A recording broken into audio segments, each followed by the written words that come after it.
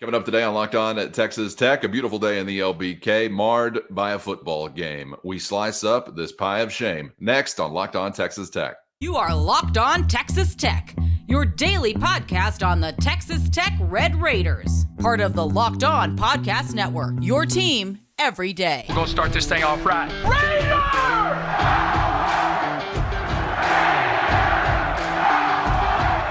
Everything runs through Lubbock. Great to be with you again on Locked On Texas Tech on the Locked On Podcast Network. And thanks as always to those making us their first listen on YouTube or anywhere you get podcasts. Today's episode brought to you by Gametime. Download the Gametime app, create an account, and use our code LOCKEDONCollege for $20 off your first purchase. With the only Chris Level, I'm Casey Cowan. Chris, great to be back with you once again, kicking off another week, but unfortunately digesting another L for the Red Raiders as they sink back below surface level. Sub 500 is the way we will spend this week, with a chance to get back to 500 from Provo, Utah. But still looking back to Saturday night and taking in what went down. Red Raiders and Purple Wildcats, similar experience as we talked about on yesterday's reaction episode to so many others between Tech and K-State, as they have gone the wrong way, I believe now 8 consecutive times for the Wildcats over Texas Tech. But rinse and repeat, similar formula, and some things stay the same going back many years, unfortunately. One of those things we kick off today's show with, that is a rush defense being sliced and diced. 20 years, 25, I don't know how far we want to go back, but it's been something that's happened before, and we saw it once again. And while we spent a lot of time yesterday on the reaction episode talking about some of the things that happened with your quarterback, and we mentioned some other things, we saved some time today for what I think is the biggest slice of pie that went the wrong way, Chris, and that was what happened against the K-State ground game. Let's kick off the conversation with thoughts on that from Red Raider head coach Joey Maguire. Just looking at the stat sheets, you're not going to win a lot of games giving up 272 yards rushing, so we didn't play good enough for run defense. They obviously had a really good plan as far as bringing him into the game. I did not expect to see him that much, just because Will can do a lot of that. He's just not as fast. But the two touchdowns that he had, and I believe the 2 touchdowns he had running, it was, and I think it looks here, he had 5 touchdowns, but the 2 last ones, we didn't get the linebacker out of the box. Should have had a post player. We get the ball down. We don't get lined up. And then a couple different times, our backside backer is our extra guy, and we're taking the easy way and go underneath the tackle instead of over the top. So a lot of it was fits, that we just didn't fit whether it be the quarterback power or zone read. There was twice that we're supposed to box the tight end coming back across, and we don't. We go underneath it, and so a lot of it was a mixture. A lot of, I don't think on a couple of those plays, people were trying to do too much. Happy Monday morning, people, especially those in Manhattan, Kansas. Yeah. Yes. Yeah, it's man, this movie sucks. I'm tired of. I mean, it's like if I could, attend this movie and walk out of it, like I did with the Dude, Where's My Car? Way back in the day. You never found the car? No, I didn't. I think it was with Ashton Kutcher. I'm trying to remember who was in that movie. Terrible film. Yeah, I mean, Jesse Ertz, Colin Klein, Skylar Thompson, Adrian Martinez, and now Avery Johnson is going to win. I mean, heck, I think maybe even Will Howard was doing some of this a couple of years ago when he played a bit. Didn't play you against you a bunch last year. What's fascinating too is that Will Howard was like borderline first team preseason All Big 12. Dylan Gabriel won that. But this was the quarterback that he's got a ring on his finger from the Big 12 championship game that he quarterbacked and won last year. And then, on Saturday night, did we watch him kind of lose his gig? I don't know. And it's funny because Colin Klein now is responsible for coaching this position. But now they've at least got a couple two-headed monster, or maybe it's Avery Johnson's team. I don't know. But I feel like that's what Kansas State, their culture And the way they do it, they don't really try to trick you in some ways. They just kind of like on these plays, it's just they outnumber you and they block better than you can get off of blocks. And then, it's just they outflank you. And I think Joe even said it on Saturday night, man, to the guy that asked the question, hey, you and I could have scored on some of those. And it's just, is that, and like, does CJ Baskerville not playing in this game, does that factor in? Probably a little bit.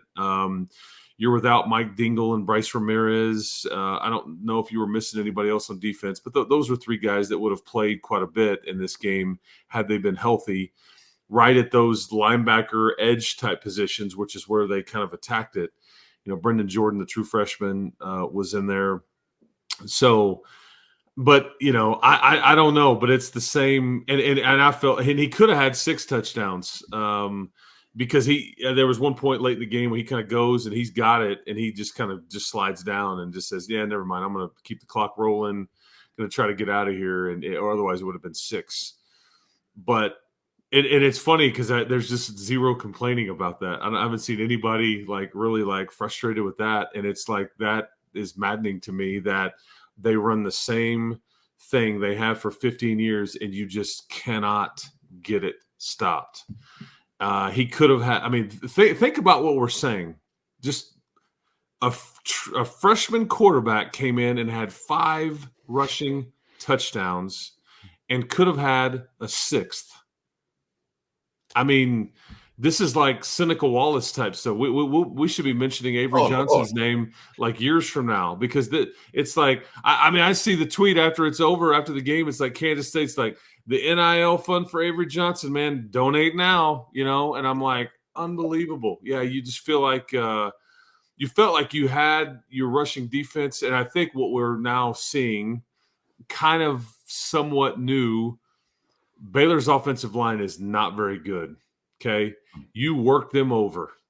I think Kansas State's offensive line is very good. They worked you over. Yes. This is an offensive line group that they had shuffled around a bit. It probably hasn't been what they had hoped at times, but this is why Kansas State was picked to finish, I guess, 3rd in the league preseason because all 5 starters are back. And we had Will Howard back, but they've shuffled that around. Will Howard maybe now sharing time or been replaced, as we've talked about. But I thought they got the better of you on most of the night. And when you really needed to get that stopped, yes, you there were some times that early in the game where you kind of you had some answers for it. But when they really needed to run Avery Johnson and really needed to convert something or make a play, they got it 100% of the time. And it was just it's frustrating to watch because you just feel like, you just feel like there's nothing you can do to beat these guys because they're always going to go to that bread and butter, which you haven't had an answer for in 12 to 14 years, it seems like. Well, and it's still frustrating to me, Chris, because I felt like there were various points as the game went on where the defense somewhat was left hung out to dry, I guess. I don't know about hung out to dry, but just the similar theme to what we've seen in previous weeks. So I have that thought, but I have to compartmentalize it whenever you're thinking about 250 on the ground giving up, right? So it's just 272, I think. It all sucks. It all sucks whenever you lose a game that way, and that is the K-State way, because I think one of the most disheartening things, just for me as a fan.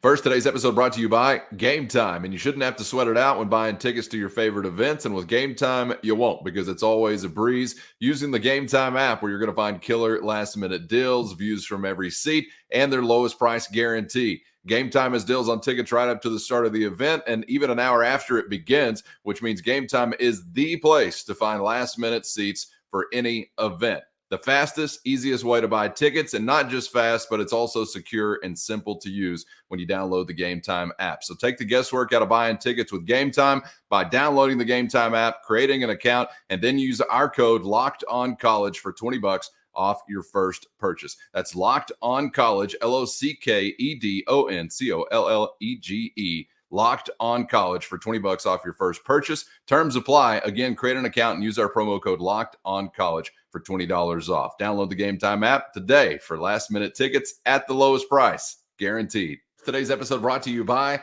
PrizePicks, the most exciting way to test your skills and play daily fantasy sports, and a great way to add juice to any game anytime. And if you've got the game, you can turn $10 into $250 with just a few taps. Easy gameplay, quick withdrawals, and a giant selection of players, projections, and stat categories are just part of what makes PrizePicks the #1 daily fantasy sports app. So go to prizepicks.com/lockedoncollege. That's prizepicks.com/lockedoncollege and use our code LOCKEDONCollege for a first deposit match up to $100. Again, right now, PrizePicks is going to match your first deposit up to $100 with the promo code LOCKEDONCollege at prizepicks.com/lockedoncollege. Daily fantasy sports made easy. I think one of the most disheartening things just for me as a fan, which matters nothing, but for me as a fan to come away from this game feeling like, okay, well, I got a clear answer as to what the defense actually is. We asked that question last week because we were considering some wild swings in some previous weeks. You had the night in Waco. You had the first half against Houston, the second half very different. Okay, what are you really? Got an answer, and it wasn't really one I liked as a fan because there's no question to me, Chris, that as you continue to go through these subsequent weeks, like I said, preseason, your defense will take you as far as you can go. It is the most reliable aspect of your team for whatever that is worth. That's where all the age was, and a lot of the and I know there's injuries. I mean, you've mentioned them. We're not just like ignoring those, but that's probably the most disappointing thing, aside from the loss in general, that I take away from this game. Well, the answer I didn't want. Yeah, and think about it in these terms, because even when the defense was fresh, okay, how many times did you ever put Kansas State in a position to where you pressured them, or there was a potential turnover, or getting the ball on the ground, or a sack, or any of those plays that we saw in Waco, and it just really never, it wasn't, it didn't exist. I also think it's funny because you mentioned that about the offense or the defense being hung out to dry. I thought the special teams part of it, was odd in that you elected to bring some of those kicks out. Yep. And again, this is a few weeks removed from a one being brought out, and you go the distance and kind of almost turn that game around a little bit because of a long return for Dre McCray. This is why I wouldn't be good with the analytics stuff. I'm too old, I guess, to understand because I'm always a bird in the hand guy. Man, if I'm 4 yards in, I catch it, I'm taking it to my free 25 yards every time. And on the one-off chance that you do return it or bust one, and Texas Tech, to their credit, they have busted a long return in most games, not for a touchdown, but you've gotten to the 35, 40, or even 50-yard line several times. A few of those have been called because of a penalty and all that, but you've really made the defense or the coverage unit stress because your ability to return it. And I know you're trying to make a play. However, you're putting your own offense in a bind with that as well. And but yeah, it wasn't just the return either. Special teams coverage miscues. Yeah, the punt that was allowed to roll into the end zone. I was starkly contrasted with the one K-State pinned at the 1 yard line. It's it's the example you knew would be there, but you hate to have. I was right there by Kenny Perry and Cam Watts, just near the edge of the sideline or whatever, and that play happened on the what would that be, the southwest corner of the end zone, and Cam Watts was coming off the field. Kenny Perry's making his way through a variety of people. They had a fairly heated conversation. And I don't think Cam ever knew that the ball was right there. He was trying to almost like address the returner and block him up, or just wasn't paying attention. But the ball is just right there, and you could hear Kenny Perry from a distance yell, "Just get to the end zone and then turn around." And so but he just that was K-State did it. I mean, it's that it's those areas, the areas of detail, the little things that K-State's going to do well. And your special teams had been really good, but it's like for whatever reason, it's like Kansas State has this like hex on you that you just don't do some of the things that you've been really good at doing. But it's funny because you mentioned the rush defense, right? I mean, so Trayshawn Ward, who hasn't been really what everybody thought he would be, the transfer from Florida State. He goes for 118 on you. He had been either the backup or splitting carries and all that, but he goes for 118 yards on you. The quarterback who gets in the end zone 5 times that didn't even start the game, he goes for, I think, 90 yards. DJ Giddens, who starts the game, I think he went for 60 yards rushing. So you can talk about being gassed or being hung out, but I mean, there's a body of work of they ran the ball for 200 and I think 72 yards on you, and it was just there's nothing more. Yeah, there's nothing more that just attacks your manhood as a football team than when people just can run it for a variety of yards. And again, and I get it. You want to be able to do this to the opposition. And you did to a certain extent. I know we'll talk about that here in a little bit. But, you didn't do it as much in the second half as maybe people would have hoped. Over 6.5 yards gained on average for K-State every first down. Now, that is tough sledding whenever second and third arrive if you're giving them almost 7 on that first grab. Credit to the Wildcats. They do what they do, and they did it again to the Red Raiders. As Chris alluded to there, Texas Tech has, wanted to, and in some cases has achieved it, but has wanted to be a little more black and blue as far as what you've offered up with Tahj Brooks and the ground game. And, one of the things that we saw again, Chris, was, I guess, some things to point to statistically as far as, say, a yards per carry average for Brooks versus a carries total that maybe you feel like, didn't ratio out just quite right. And that's been something that's somewhat familiar as far as prior conversations in previous weeks. But then you also add the layer of the freshman quarterback being inserted. And honestly, I think this conversation stays the same with Baron Morton now. Whether it's a freshman or a banged-up, quote-unquote, veteran. I don't know if we can call him a vet, but you get what I'm saying.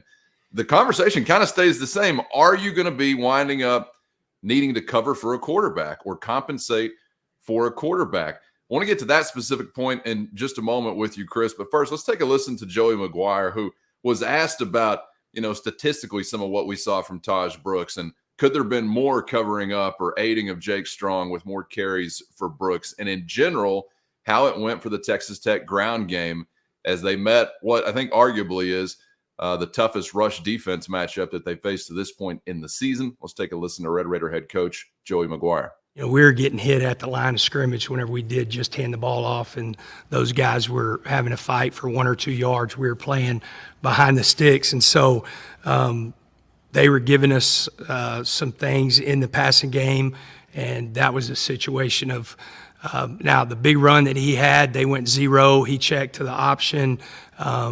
And first time we were able to pitch it, pick up a few yards. We came back. They gave us the same look. We went to the option.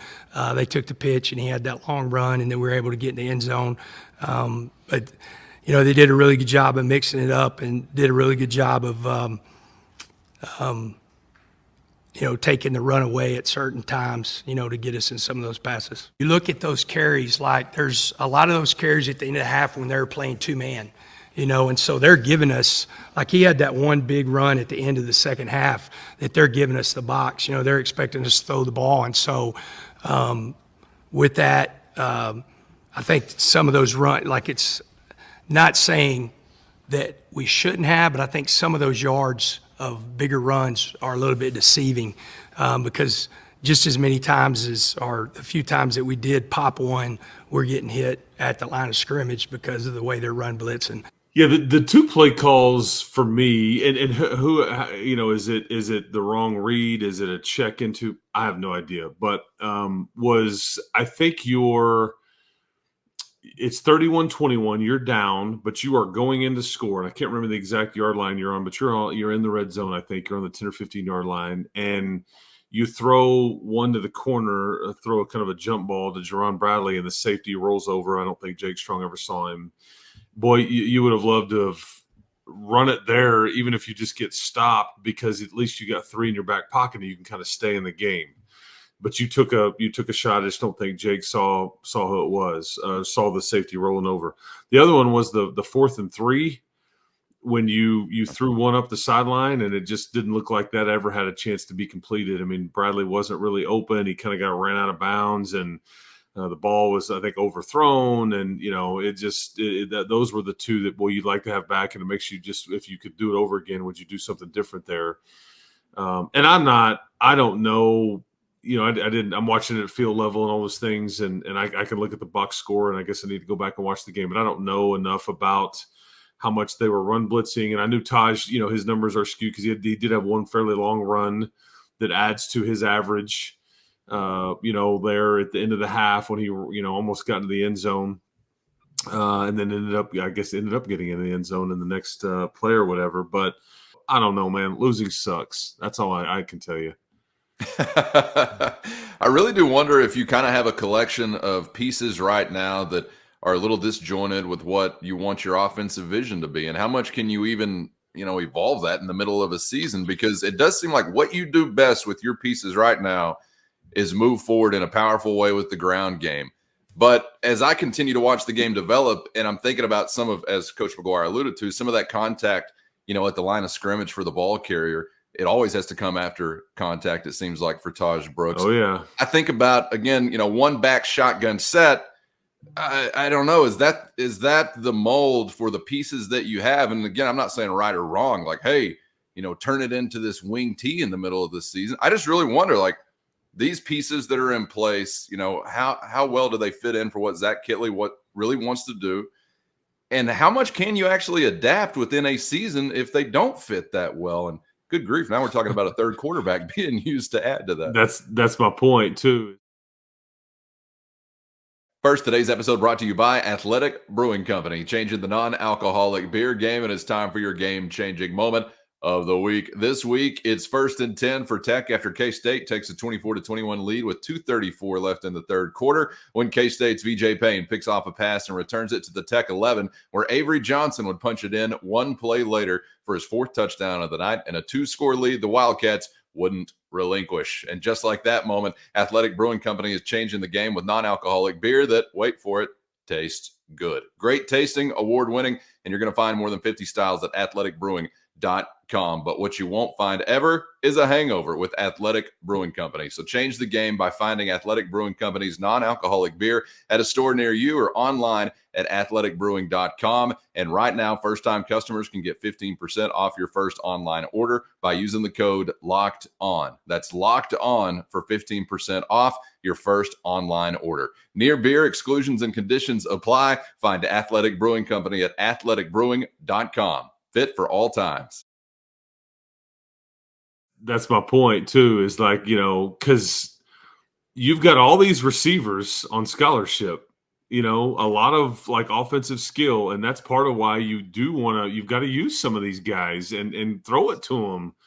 And you don't have a lot behind Tahj. I mean, Cameron Valdez shows glimpses, but he's not ready to be like the every down. I mean, I'm already looking ahead, like thinking about next year, like what's your running back position going to look like next year? Right. I mean, that's the harsh reality. As good as Tahj is, okay, well, he's not in there. It's like it's pretty, meh, And I do think, Cole Spencer not being in there. I think Mason Tharp not being in there. Those affect the run games too. And you want to win, and this just hasn't been what anybody thought. But I don't think anybody thought that you'd be talking about Jake Strong as a potential starter in mid-October either. But here we are, like I said.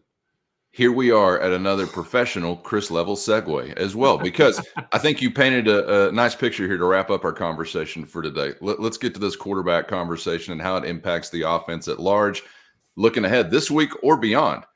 Because I think, as I've already stated, whether it's a freshman or it is a hobbled, and maybe I'm overestimating, how hobbled Baron Morton would be, but good grief, you just went with a freshman because he couldn't go the final 2 quarters. Either one of those guys, to me, is leading to a question of how you adjust or evolve your offense to best suit what the quarterback situation is. But Chris, I don't know. I mean, just like you said there, are you good enough to like go impersonate K-State and only throw it 18 times? Well, I don't know. But if you're trying to get away from some of these things that have not been kind to you as far as the passing game, do you veer more toward that with an injured or inexperienced quarterback, or do you stick to what you've been doing? What do you anticipate? just kind of with what you've seen over the last couple of years with Zach Kittley, how he'll treat this. Well, and one of the things too is, regardless of the situation, people around whoever is playing quarterback need to play better. And I think the defense has to make something happen. Special teams need to make something happen. Those things need to. You talk about complementary football. Well, somebody's going to have to help whoever it is, whether it's compromised QB or young, inexperienced QB. And it's not like Barron's got a ton of experience. He's got more than Jake Strong does, obviously. Right. But, And I forgot to mention earlier, you're the only defense that didn't turn over K-State this year. I mean, even Southeast Missouri, whatever, did that. And I just, it's like you just didn't, like you're talking about there, you got to compliment. Yeah. I mean, and that's what, because they take three and they practice it and they talk about this, and that's when they're at their best, is when they're creating those turnovers. But and some of these big games, like the two home games that you've lost this year, 0 turnovers forced against Oregon and Kansas State. And I guess as I'm thinking about it, and I'm not counting like fourth down, turnovers on downs, but like you've turned it over 7 times to 0 in those two games. And gotten 0 takeaways. So you want to know why you've lost against Oregon and Kansas State? Well, you pretty much look no further than that right there. And again, everybody's at fault. Stop turning it over, but you got to create some too, and you just didn't. But as far as what you try to put together with, that's the thing is who all's in and who all's out. How healthy are you? There's some of that you would love to know. But you'll continue to establish Tahj Brooks. And I think the thing about BYU, this will be more of like I don't know, it won't be some kind of shootout. So I don't think you'll need to go score a ton of points to go win.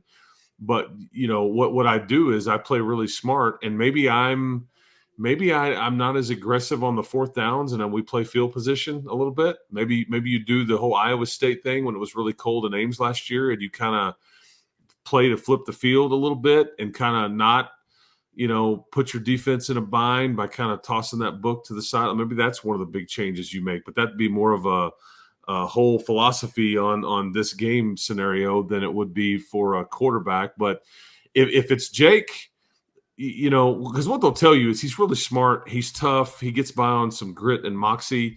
Not the biggest guy.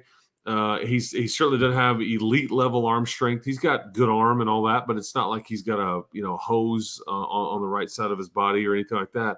And I think you give him easy, manageable throws. I think you try not to ask him to do too much. And so with your quick game and your running game and some screens and things like that, but you also, the defense knows this too. It's like, let's move everybody up, and that's where you've got to take some shots down the field just to keep everybody honest. Otherwise, they just say, here's all 11, man. Good luck. We're not letting you do all this silliness on the perimeter or up front. And BYU is going to come in very frustrated too. They got their head handed to them in Fort Worth. So these are two teams now that are coming off of frustrating losses, and they'll be looking to bounce back in Provo. And if they offer those 11, what do? You get a seal here and a seal here, and you go up the alley. If that's in the playbook, I'm not quite sure. I haven't seen every page, but who's that? Vince Lombardi? Who you going there? Yeah. Well, the great one's Jackie Gleason, but the other great one, Vince Lombardi. Gotcha. I feel like that's what we saw Saturday night. Like, do whatever you want with your 11. We're still going to build this alley and just shred right through it with this guy in a purple shirt. Frustrating to watch. And as we've touched on already, defensively, you've got your own things to consider here this week. The majority of the attention will be paid to the quarterback situation, I am sure. But just like we've alluded to here, if we're talking about, okay, how do you help the quarterback offensively? That's one conversation, but another one to add to it is, I don't know, play better defense, better special teams, better everything. That's going to help out the quarterback as well. Hope for a little more clarity after we hear from Red Raider head coach Joey Maguire here today, possibly on what to expect with the quarterback position. And, of course, just hoping for good things in general as far as that health and wellness watch is concerned. It continues for another week with a fairly crowded list, but hopefully a bounce back week. Turn our attention to the Cougars in just a couple of days, but plenty more to get to this week with you on Locked On Texas Tech. So hope to see you then. Chris, thanks for the time as always, man. Enjoyed it.